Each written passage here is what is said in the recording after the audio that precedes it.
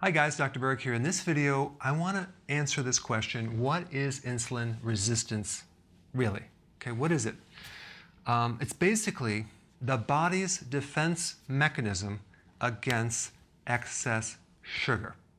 Okay, that's what it is.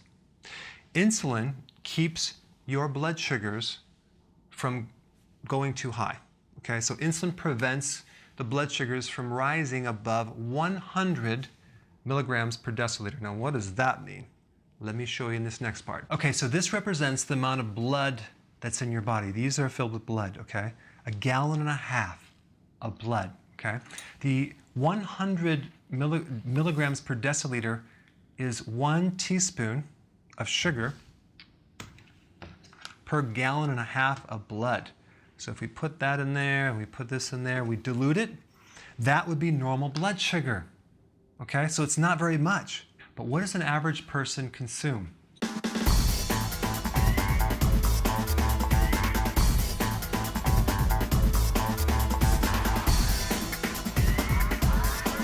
"31 teaspoons.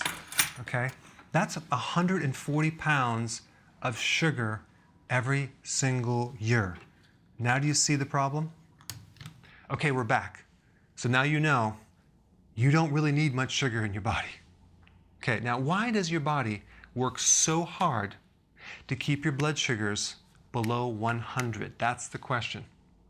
Because sugar is toxic. Too much sugar is toxic to the body. Even at 1/2 teaspoon more than you need, chronically, taken over a period of time, can create damage. Just 1/2 teaspoon more than you need. And what kind of damage? That's neuropathies. That's like damage to your nerves in your feet and your hands, like in a diabetic. Blind, the optic nerve, creating damage in the eye. Heart disease, stroke, diabetes, inflammation, memory loss, Alzheimer's, sugar feeds cancer.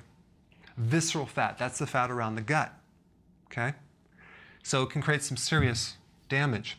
Okay, you got 3 types of fuel sources. You have carbohydrates, proteins, and fats, right? Carbohydrates are glucose or sugar. So here's the truth. Glucose is not the preferred fuel of the body, like people think. Fat is the type of fuel that your body does a lot better on. And the reason why people will say that glucose is the preferred fuel is because it's used first. It's used up first. If given the choice between fat and sugar, it'll always go after the sugar first. But the reason why it goes after the sugar first is because that sugar creates the most damage. So when you eat sugar, it puts the body in an emergency situation where it has to dispose of it first. That's why. It doesn't mean it's the preferred fuel. It means that it's the most dangerous that needs to be disposed of in the body. So your body will stick it into the cells. It'll stick it into storage as fat, that type of thing. And think about it. You have about 40,000 calories of fat and only 2,000 calories of stored sugar in your body. So our bodies are meant to have this huge fat reserve, or some fat, a lot more fat, because it runs on that more long term than this quick sugar thing where you can deplete in probably a half an hour. So insulin is in reality a detoxifier hormone. It is meant to detoxify excess sugar. And sugar is toxic, okay? The hidden sugar too. The breads, the pasta, the cereal, crackers. I mean, how many people are pre-diabetic now? How many people are going into diabetes? How many people have insulin resistance? So many people. So when you burn fat, you can run your body on something called ketones. So ketones are the byproduct of fat burning, and our bodies can run on ketones very efficiently, okay? Now, can you run 100% of your body on ketones? No, you can run 85% of your fuel on ketones. 15% of your fuel needs to be glucose. But here's the catch-22. Your body can make glucose from your own fat, or the fat in the diet, or the protein in the diet. It doesn't need external glucose. You don't need to consume carbohydrates, okay? So the 15% of the body that basically runs on glucose, that can't run on ketones, would be certain parts of the brain, the outside of the kidney, the lens of the eye, the red blood cell, and sperm. But again, that can be converted from fat and sugar. It's called gluconeogenesis in the liver. So fat is a much cleaner fuel. It runs on less oxygen. It's less stressful, and it gives off much less waste than sugar. Okay? So to recap, what is insulin resistance?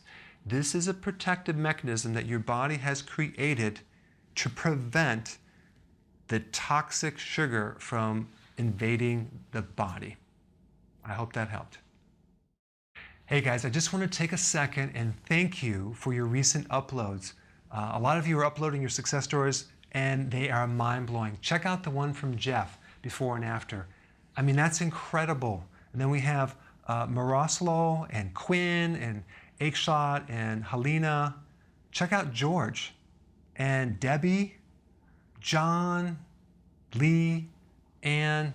I mean, this is just a few of the many. I mean, it's amazing. So I am just blown away. So if you haven't filled out your success story and uploaded it before and after, I want to see it. I put a link down below. It's not only mind-blowing to me, but it inspires other people because it gives them hope that they can be helped as well. So click the link below and share your success story with me. I want to check it out.